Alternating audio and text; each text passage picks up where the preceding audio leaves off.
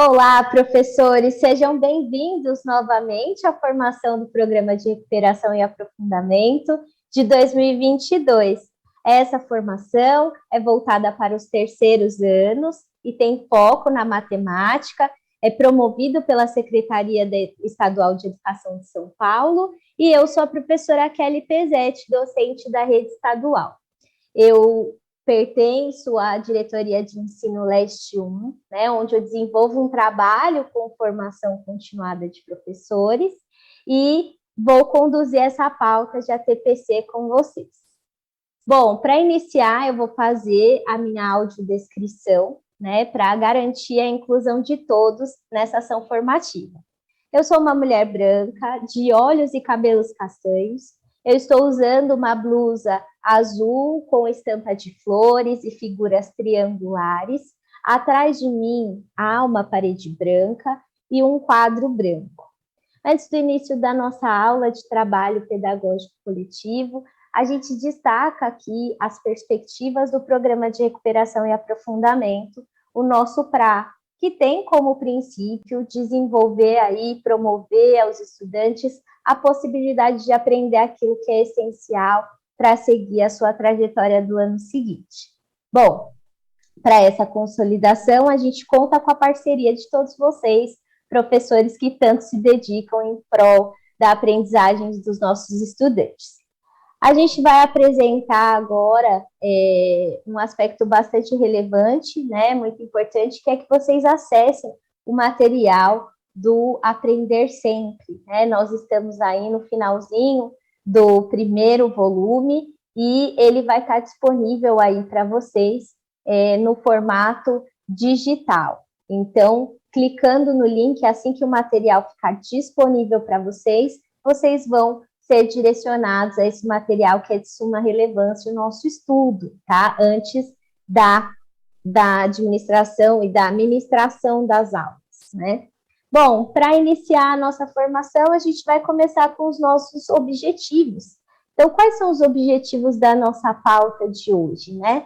Primeiro, recuperar a formação anterior sobre o pensamento geométrico, antes de passarmos para a próxima discussão de outro tipo de pensamento.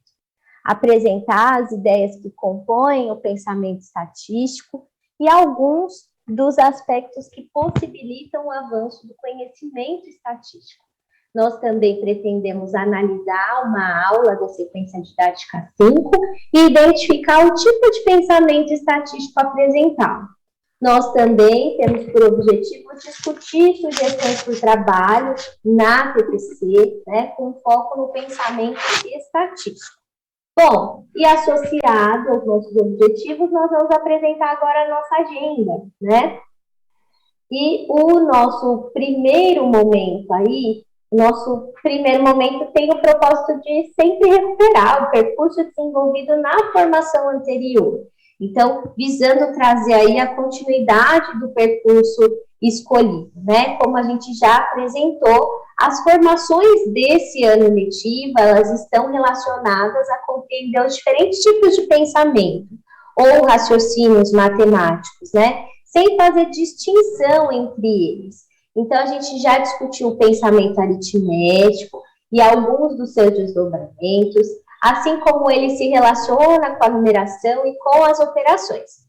Agora, a gente vai recuperar alguns conceitos desenvolvidos na formação anterior, que tratamos, então, do pensamento geométrico.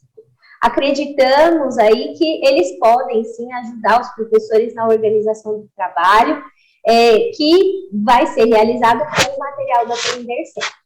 Nosso segundo momento, ele vai ser pautado na apresentação do pensamento estatístico, trazendo alguns exemplos aí, né? Bom, e agora a gente vai, de fato, recuperar a nossa formação anterior, que trata-se aí do nosso primeiro momento. Vamos ver aí no slide seguinte a recuperação do percurso que nós fizemos na sequência didática 4, né? Então, nós tratamos do pensamento geométrico. Então, vejamos aí no slide seguinte a apresentação do nosso esquema, né? Como a gente fundamentou no encontro anterior, Freire Dental, né, ele diz que a geometria ela é composta por dois grandes campos de conhecimento, né, as orientações espaciais e as formas, e elas podem sim oferecer às crianças uma das melhores oportunidades, né, ou boas oportunidades para que as crianças se relacionem a matemática com a realidade. E agora a gente vai tratar um pouquinho de maneira separada cada uma delas, recuperando esse trabalho, primeiro com as orientações espaciais. Vejamos aí, né? A gente falou no encontro passado sobre a movimentação, a localização e a representação. Então, eu vou pedir só para revelarem cada um dessas orientações, para que a gente possa discutir um pouquinho. Então, nós vimos que o desenvolvimento do pensamento geométrico, ele está articulado aos conhecimentos prévios das crianças, né? Então, o trabalho com as situações que devem ser vivenciadas, por onde elas vão, né? E assim elas vão estabelecendo relações e ampliando os seus saberes. Então, para o trabalho com as orientações espaciais, nós tratamos da movimentação de pessoas, dos objetos no espaço. Nós falamos também da localização de objetos, como a gente pode ver aí na segunda figura, né? Que parte de um ponto de referência para a problematização. Então, qual é a figura que está entre o triângulo e a ampulheta? E falamos também sobre a representação, onde as crianças colocam em jogo aí o que é visto e o que é sabido, né? Agora vamos ver um pouquinho, retomar o que a gente falou também sobre o trabalho com as formas, né? Então, no slide seguinte, a gente vai ver que a gente tratou aí desses níveis de reconhecimento, níveis de dedução, né? E o trabalho das formas, a gente falou um pouquinho sobre as figuras espaciais, tridimensionais, e as relações que as crianças fazem com o mundo físico. Então, é a partir desse reconhecimento que elas passam a nomeá-las e descrever as propriedades. Bom, agora a gente vai tratar um pouquinho sobre o nosso segundo momento, né?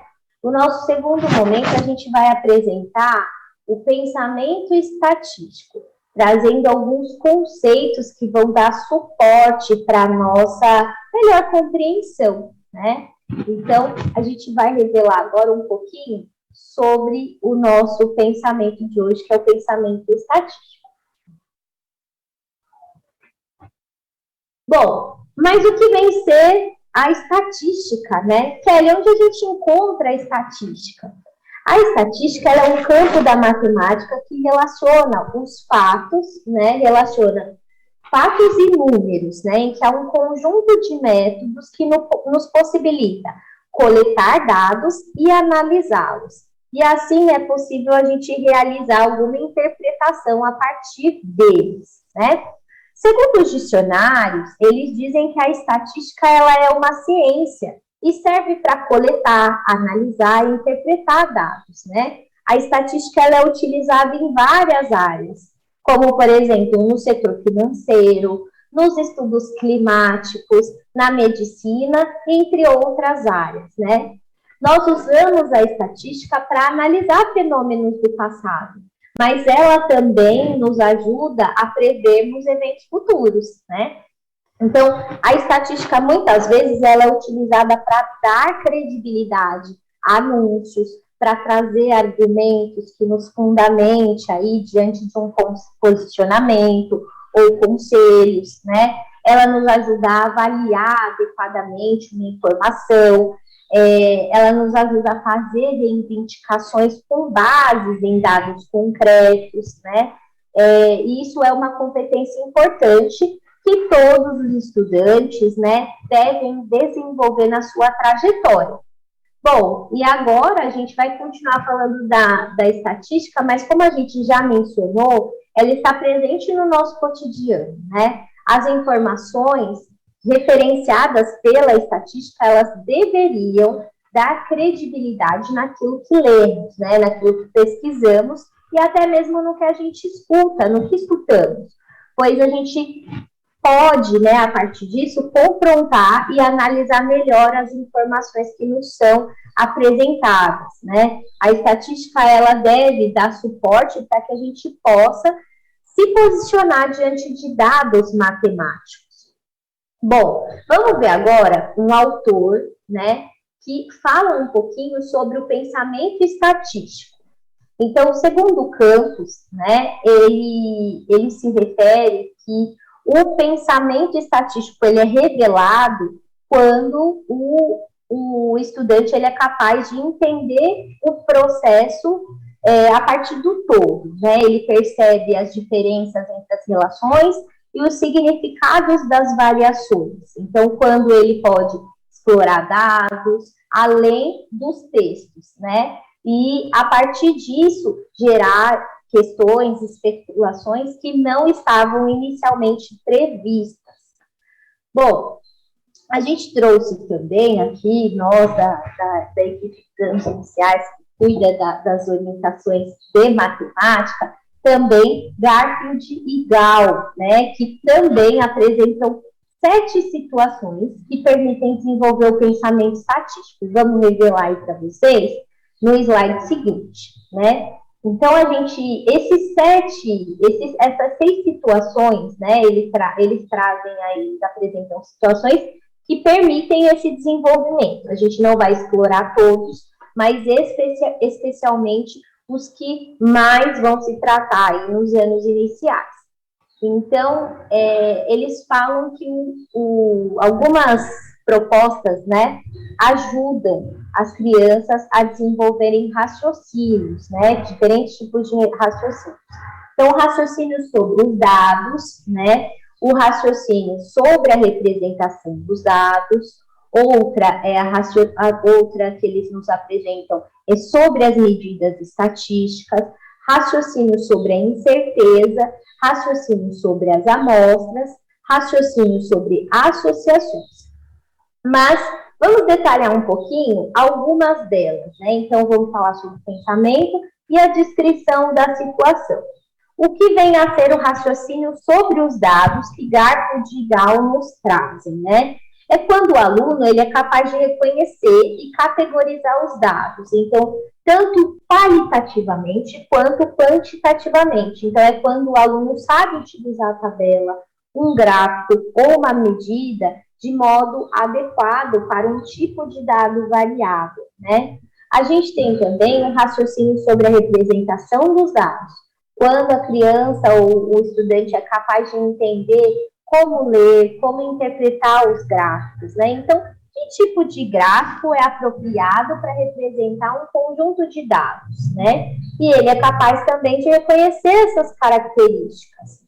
Quando Garfield e Gall falam sobre o raciocínio, sobre as medidas estatísticas, eles querem dizer que o aluno ele é capaz de entender o que aquelas medidas, né, dizem a respeito de um conjunto de dados.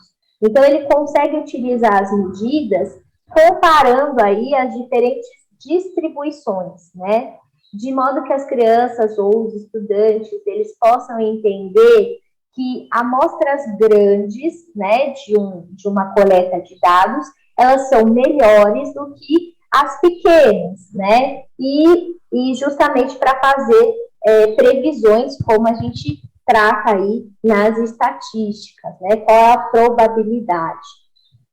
Bom, a gente tem também o raciocínio sobre a incerteza, que no caso é como eles conseguem usar as ideias aleatoriamente, né, ou fazer julgamentos, usar métodos apropriados para determinar a semelhança, a diferença, né. Tem também um raciocínio sobre as amostras, a gente não vai explorar tanto, mas ela se refere quando eu consigo inferir acerca de uma amostra, onde eles conseguem examinar com base de pequenas amostras. O raciocínio sobre associações é quando pode-se julgar e interpretar as relações entre variáveis, né? Então, em tabela de dupla entrada ou em tabela de gráficos. Então, quando eles conseguem fazer correlação entre duas variáveis, de modo que consigam interpretar que uma não seja a causa da outra, né? Para ficar um pouco mais explícito aí o que a gente está tratando, o que Gall e Garfield nos trazem, a gente vai explorar um pouquinho um exemplo de gráfico de colunas, aí, um exemplo de uma situação de gráficos. No slide seguinte, a gente trouxe uma atividade que é para elucidar aí a nossa compreensão do pensamento estatístico, tá? Lembrando que não é para aplicar com os nossos estudantes ou com a turma de vocês. Esse é, de fato, um exercício para a nossa formação, tá? Esse é um dos objetos para a gente identificar como esses raciocínios se materializam aí, tá? Bom, esse gráfico, ele trata da evolução da densidade demográfica, ou seja, né, o índice demográfico, que permite aí avaliar a distribuição da população de um dado território, né? Então, esse índice, ele é expresso, para quem não lembra, pelo número de habitantes por quilômetro quadrado, tá? E aí, a gente vai falar um pouquinho sobre o pensar sobre os dados, né? Então, por exemplo, como seria, né, o pensar sobre os dados?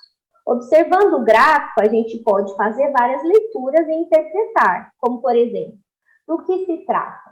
Quais são os dados que o gráfico apresenta?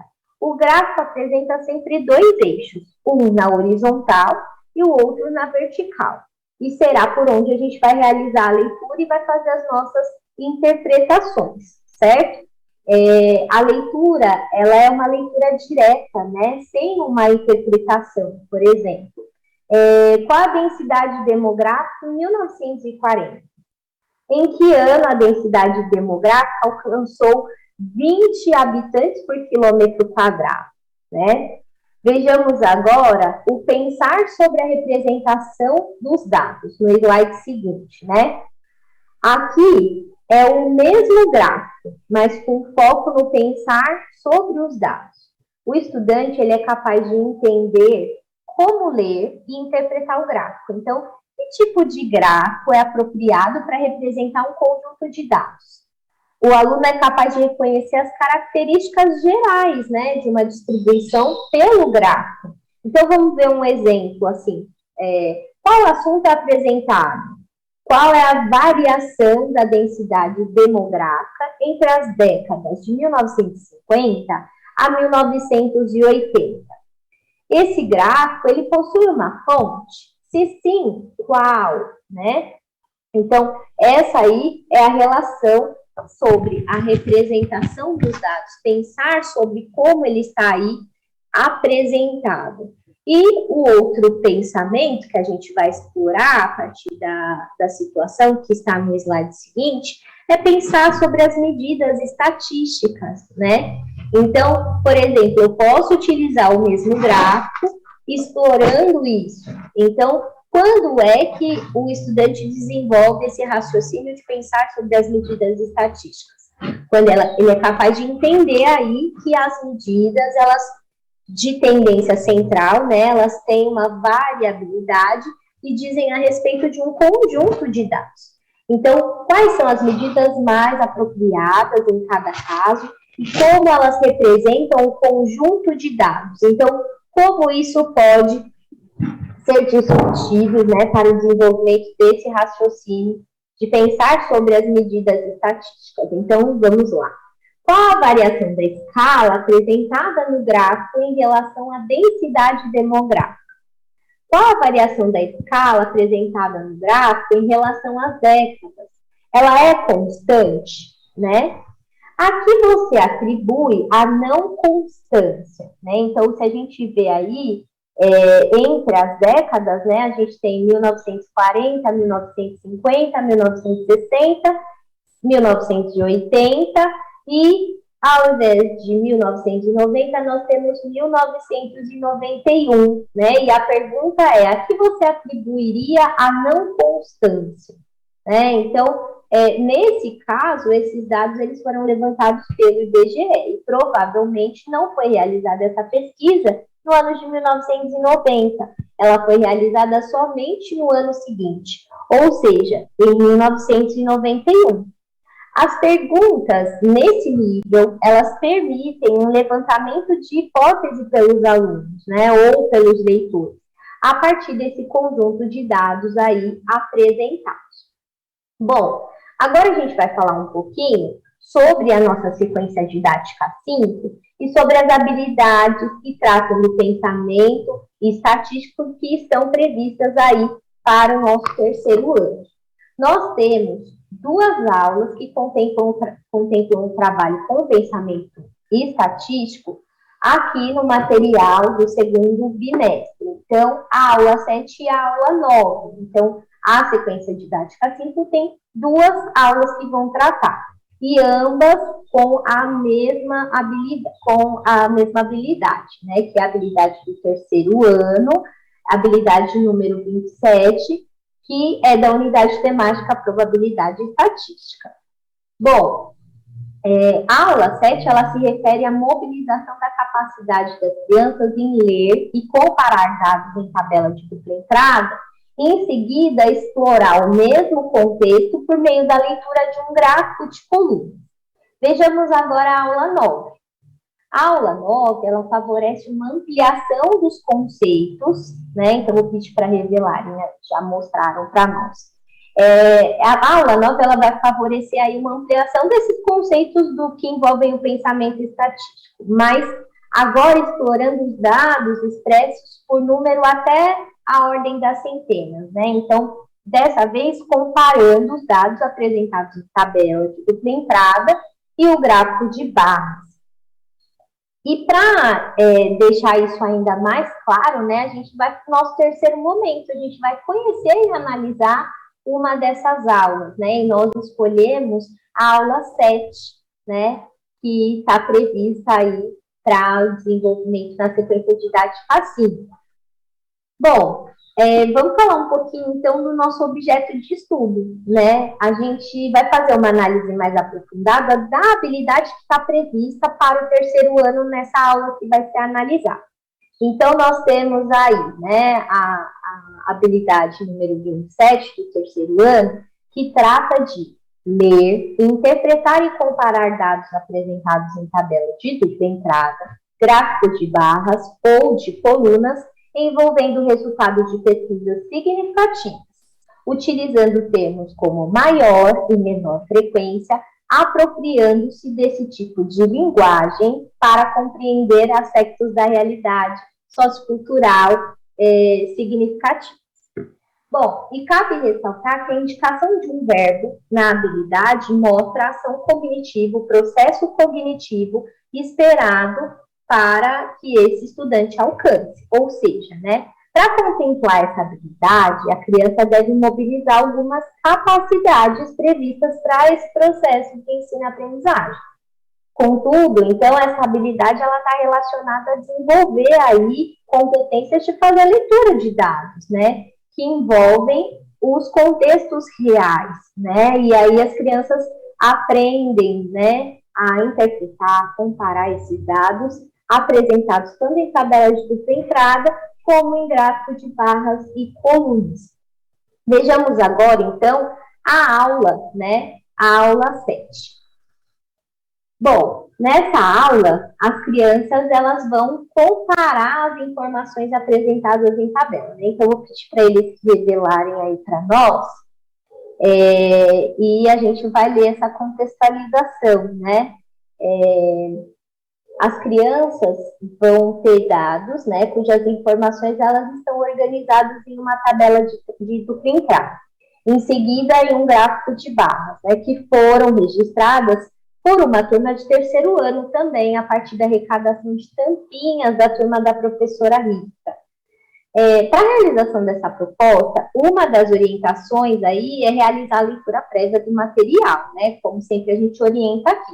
Professor, no seu planejamento, retome a leitura das orientações do material.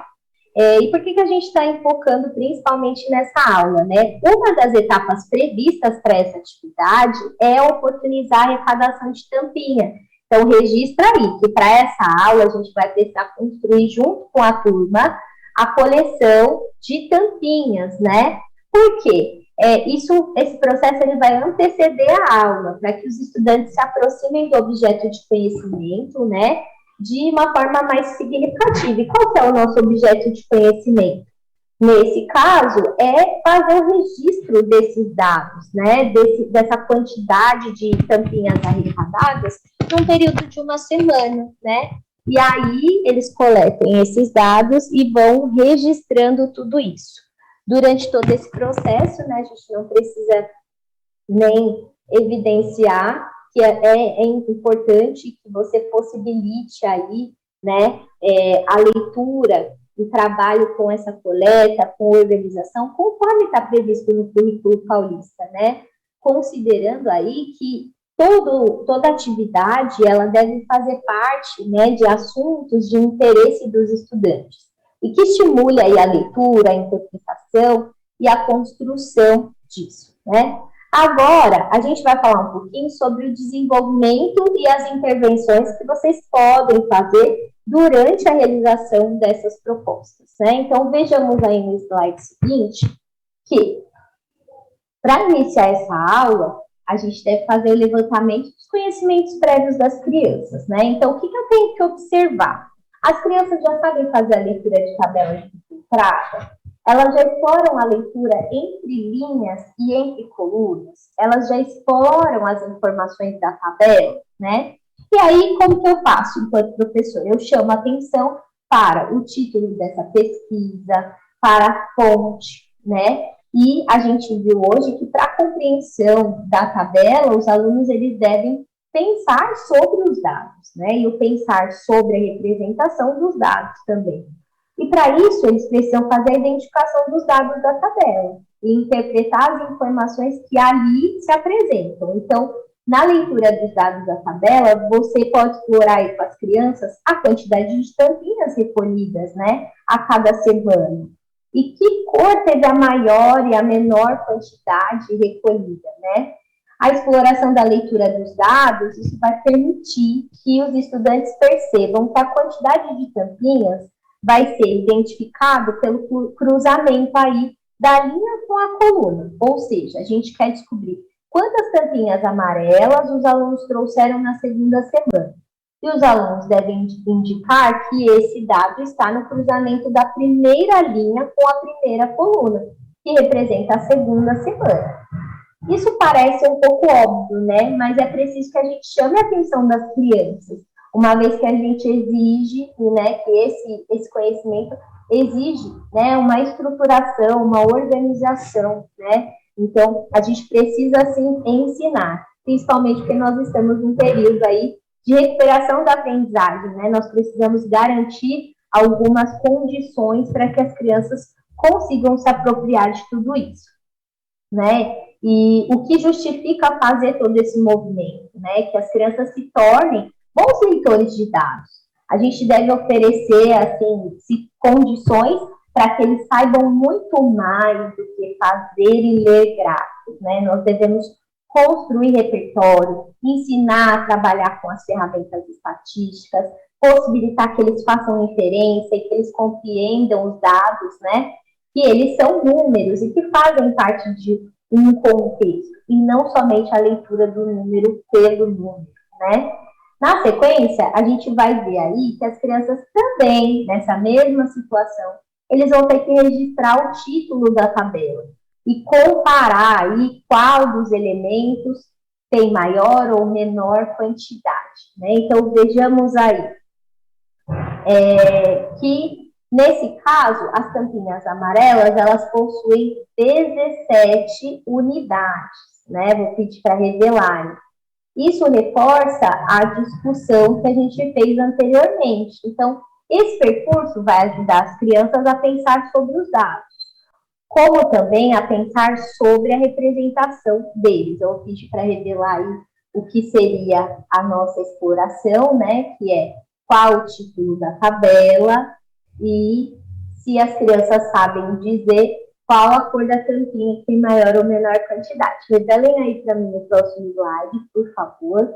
Muito obrigada, né? Então, só retomando, esses itens, né, eles são imprescindíveis para que as crianças observem aí toda essa discussão, né, para ajudar eles a pensarem sobre os dados e também pensar na representação deles. Agora a gente vai observar o item 2, né? Vamos ver aí qual que é a proposta da atividade, que é para eles observarem o gráfico e responder. Nesse item é fundamental que você, professor, amplie os níveis de desafios das crianças, né? Então, propõe aí a análise dos dados e apresentar um outro modo de consolidar essas informações sobre a pesquisa.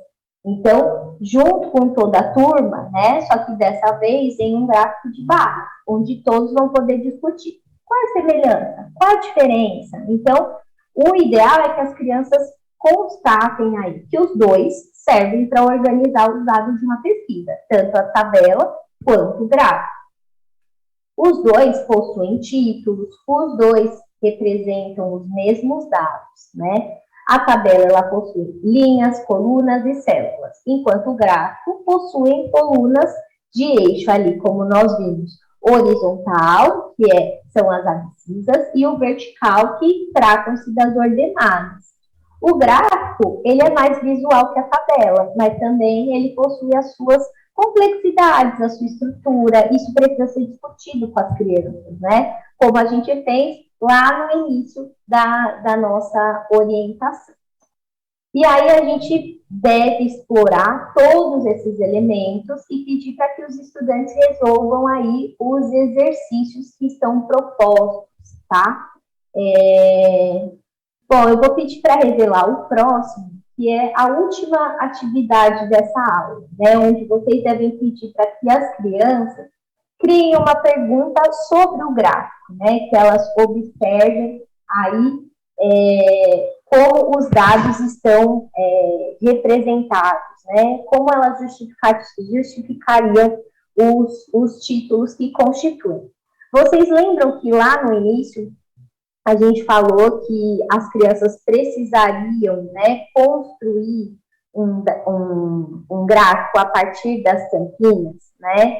Então, a cada coluna, eles deveriam representar aí um dia da semana e fazer com que essa coleta de dados se materializasse em um gráfico coletivo. Então, aí no item 4, a gente vê que coletivamente vão construir um gráfico com a coleção de tampinhas, né? Essa atividade ela vai trazer mais significado. Por quê?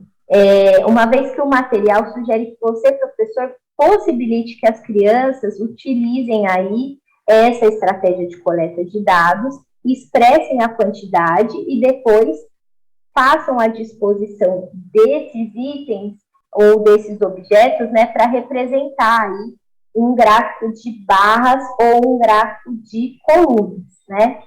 E é interessante porque utilizando materiais manipuláveis, as crianças vão construir o gráfico e depois vão refletir sobre eles, né? E antes da finalização dessa aula, peça aí que as crianças socializem os resultados obtidos, promova uma discussão para o conhecimento, né, para que esse conhecimento seja circular. Então, você pode sugerir à turma que as tampinhas que foram recolhidas ao longo do ano sejam encaminhadas aí também para reciclagem depois de todas as atividades que vocês farão com eles, né? E recuperando aí tudo que foi aprendido sobre a leitura de tabelas e de gráficos. Então, retome com as crianças as discussões que as atividades promoveram. E é importante que você, enquanto professor, verifiquem se elas conseguiram perceber o que é ler uma tabela, quais dados estão apresentados na tabela, como se faz um gráfico, como se lê um gráfico, né? E atividades que trazem as mesmas informações, certo? Bom, a gente vai agora para o nosso quarto momento, para garantir aí um pouco mais dessas situações que envolvem o desenvolvimento do pensamento estatístico, tá? Nesse quarto momento, a gente vai fazer uma sugestão de atividades que podem ser desenvolvidas na escola, tá? Bom, nessa formação, o nosso foco foi o pensamento estatístico, né? E nós vimos o papel que a estatística desempenha no nosso contexto diário. Todos os dias a gente recebe muitas informações que são apresentadas em forma de tabelas ou de gráficos, né? E nós precisamos saber ler, saber interpretar essas informações de forma que a gente possa compreender melhor e levantar argumentos, e que nos faça nos posicionar diante daquilo que nos foi apresentado, né? Então, que nós sejamos e que nós possamos tornar cidadãos críticos e participativos na sociedade. Então, nesse sentido, a escola tem um papel fundamental na apresentação, na compreensão e na tomada de decisão ou de posicionamento dos estudantes diante das informações. E olhando para isso, o compromisso com a escola, esses pressupostos que a gente apresentou, a gente traz hoje a sugestão de desdobramento. Então, no slide seguinte, a gente vai trazer a seguinte proposta, né? Que a partir do estudo do material, vocês, professores, vejam quais são as unidades temáticas que estão presentes na sequência didática 5 e qual foi o foco delas. Lembre-se que elas foram construídas a partir das habilidades que estão no currículo em ação. Então, o nosso foco hoje esteve no pensamento estatístico. Então, veja aí em quais aulas nós temos essas habilidades relacionadas ao conhecimento estatístico. Mas lembre-se que, né, muitas vezes, o próprio elaborador da atividade, ele não indicou uma habilidade da unidade temática probabilidade e estatística, mas fez uso, por exemplo, na própria atividade do material do Aprender Sempre, de gráficos ou de tabelas para organizar os dados da atividade, o que implica que os estudantes devem fazer também a leitura e a interpretação dos mesmos, né, para poder resolver um problema apresentado. Então, retome isso, né? E você, professor, observa qual é o foco do pensamento estatístico que está presente nessas atividades. Então, hoje a gente falou de vários focos do pensamento estatístico, né? Então, é importante que você possa aí complementar com outras atividades que envolvam esse pensamento. Então, por exemplo, lá para o primeiro aninho é indicado, o primeiro aninho é indicado que sejam atividades envolvendo o pensar sobre os dados, né? Ou seja, a leitura dos dados que são apresentados, principalmente em tabelas simples, né? Então, só a localização e a identificação e a leitura desses dados. Já para o segundo e para o terceiro aninho, falando que nós estamos num período de recuperação, e esse é o foco da nossa pauta, né? As atividades, elas podem contemplar o pensamento estatístico quando as crianças pensam sobre os dados, quando elas representam ali esses dados. E para os quartos, quintos anos e os anos finais, progressivamente, essas atividades, elas devem envolver a situação de pensar além dos dados, pensar sobre os dados e representar os dados, né? E também pensar sobre as medidas estatísticas. Então, é importante que você, professor, pense nesse percurso para fazer essa análise dos materiais.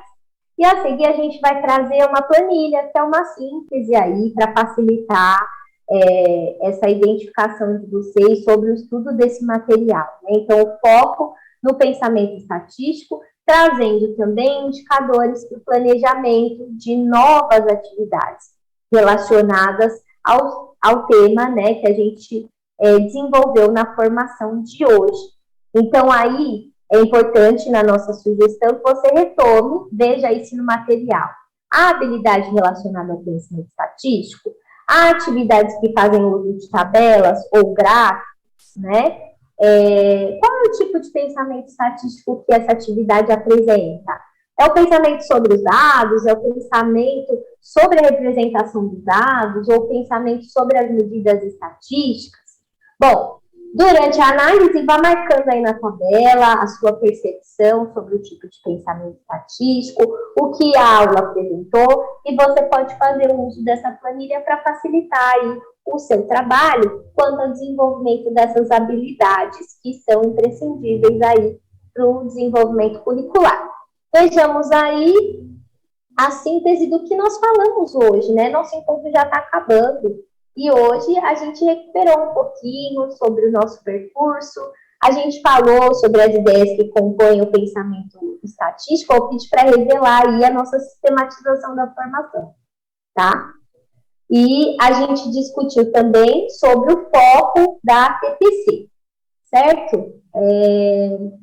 E eu vou falar para vocês também uma coisa bem bacana que a gente deixou aí, sempre traz nas nossas referências, né?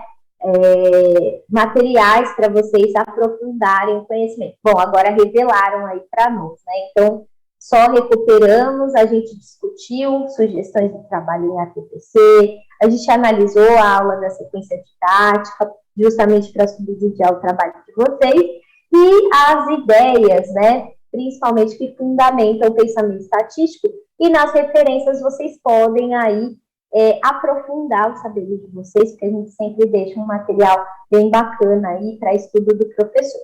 Então, vou pedir para revelar as nossas referências e os conhecimentos que foram utilizados.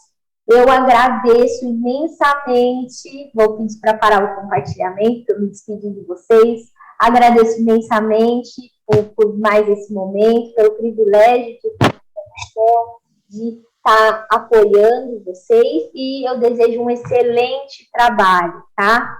Até a próxima, pessoal, a gente se vê. Beijão.